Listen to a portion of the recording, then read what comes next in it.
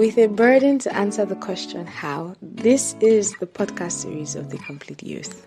Hello, people of the Most High. Hi, guys. You guys are welcome to the very first official episode of the podcast series of the Complete Youth. And like I said last time, or in the last video, we're going to be talking about how to learn in a couple of, episodes from now. And today is the very first part. And today we're talking about make me care. Okay, before we get into the juice of the day, I just want to put out two things. First of all, there is something called a prayer bullet in every description box of our videos, and that is to be prayed. It's not just a fanciful thing. It is actually to be prayed. We are people of prayer and we must always ensure that we remain so. Secondly, I want to say that this platform is subject to divine interruption.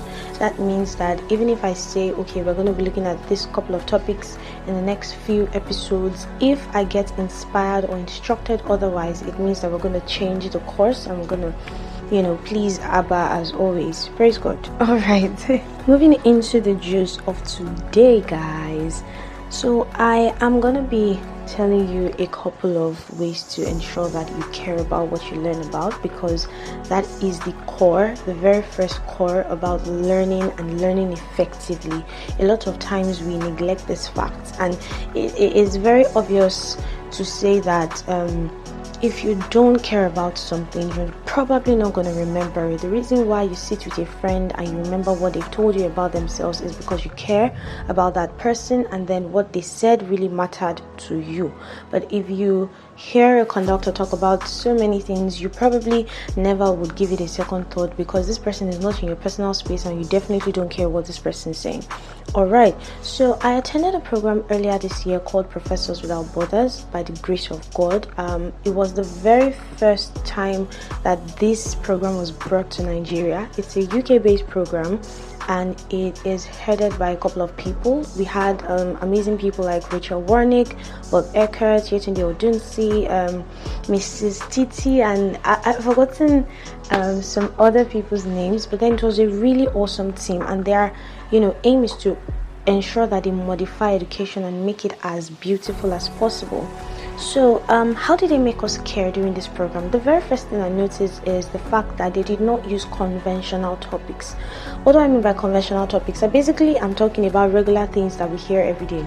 Like when you get into an integrated science class, you're expecting topics like digestive system, respiratory tract, communicable diseases and stuff like that. So you're already going with this mind of, oh yeah, that's what they're going to talk about. But when you get into the class and then the teacher decides to shock you guys positively and says, hey guys, we're going to be having an amazing question and answer session today, everybody's antenna is up, everybody begins to pay attention and everybody gets interested. Now, because they care about what they're about to learn about, it means they are likely to remember what they take away from that class. And if an examination is going to come from that question and answer session, they have a very high chance of passing because they cared about what was being taught that day. Let me quickly give an example of where our own personal person, Jesus Christ, actually did something very similar in the Bible. When you look at the story in John chapter 4, say from 10 down to 16, it's basically the story of Jesus and the woman at the well. Now, when Jesus was talking to her basically about the living water, you will notice a trend. This woman kept asking questions. She kept having questions, and questions basically means there is some sort of confusion somewhere, right? That's why you ask questions, so that you can get clarity. Immediately he swapped it. He started talking about her husband, and he asked, oh, are you with your husband and all of that? And then she started saying, oh no, I'm not, and then he talked about how she had 5 husbands and the man she is with is not even her husband, and she confirmed. After that particular conversation, you realize that she began to realize things and she no longer had questions. It means that the change of the subject from a conventional one to a non-conventional one basically brought her clarity. She began to see things like, oh, she perceives that Jesus is a prophet. She began to learn how to worship when Jesus told her that God is seeking for true worshippers. She learned that God is a spirit. That's how I see it. Basically, she just began to learn because there was a swap, right? So That's the very first thing I'm going to say. If you are going to learn, if you're going to care about what you are learning about, you need to switch up the topics and stop making them seem very conventional and very regular. Make it creative, make it custom made for you, and I believe that God is going to help us. This is not just pertaining to learning for your life. This is also learning for academic purposes or whatever it is. Even if you're learning a skill or something, this is actually very related. The next point is, if you're going to care about what you're learning about, then there's a very high chance that you need to be able to find the link. Find the link. I call it a human linkage. Basically, if you cannot relate to what you're learning about, you're going to forget. I listened to someone one time. She is a graduate of Oxford University and she studied medicine, right? So she's a successful doctor, and she was telling us one of the ways she graduated with a good grade from Oxford.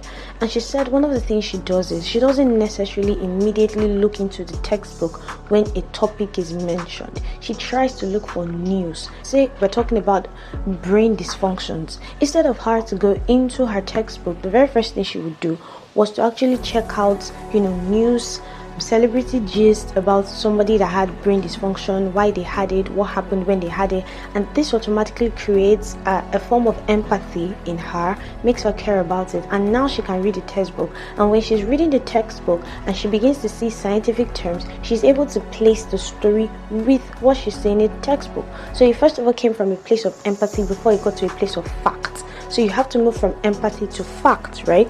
That's basically it. Let's not beat around the bush. You need to be able to relate. If you cannot relate, you probably will not remember. Third, and should I say this is quite unfortunate. Now, as a person, the truth is we have a default setting of selfishness.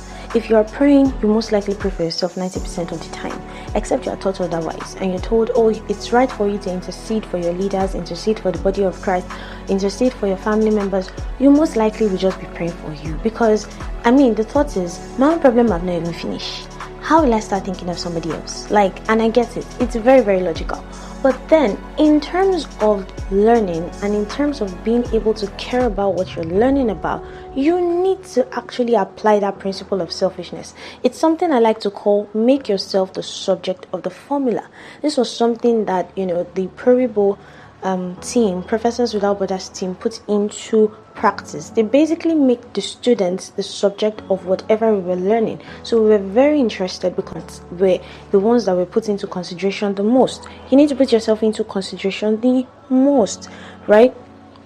One thing that happens is by the time you put yourself as the subject of the formula, you are not trying to learn just because you want to pass an exam, or you're not just trying to learn because this is what is expected of you as a Christian, this is what your mentor expects you to know. No, you're beginning to learn because, I'm learning about tithing because I want to know how to tithe the right way so that I can get the blessings attached to tithing for myself. So when you are involved, when you are the one at the center, when you are the one at the middle of this learning purpose, the learning reason, the reason why you want to know whatever it is that you want to know, it is likely, or you have a higher chance of remembering and being able to practice what it is that you've learned, because you care about yourself. And if you are the direct recipient of the resultant effect of anything you are learning, then it basically means that you care about it.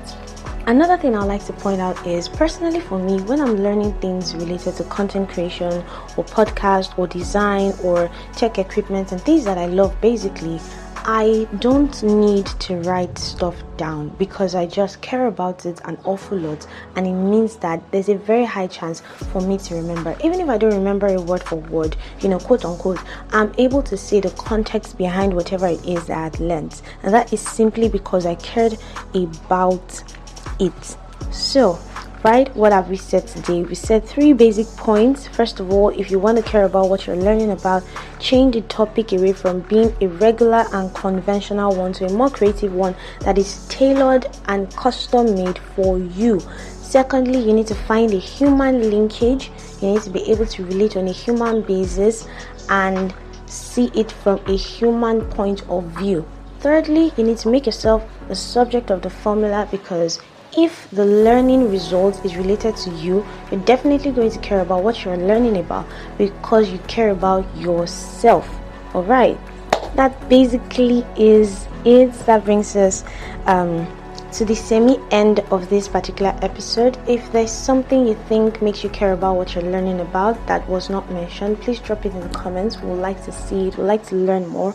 Remember, we're talking about how to learn. We want to learn. All right, and I want to teach you guys something, right? You see, when you are watching any YouTube video or you're listening to any podcast on YouTube, when you look below the video, that's if your phone is not in landscape mode, there is one button they used to call share.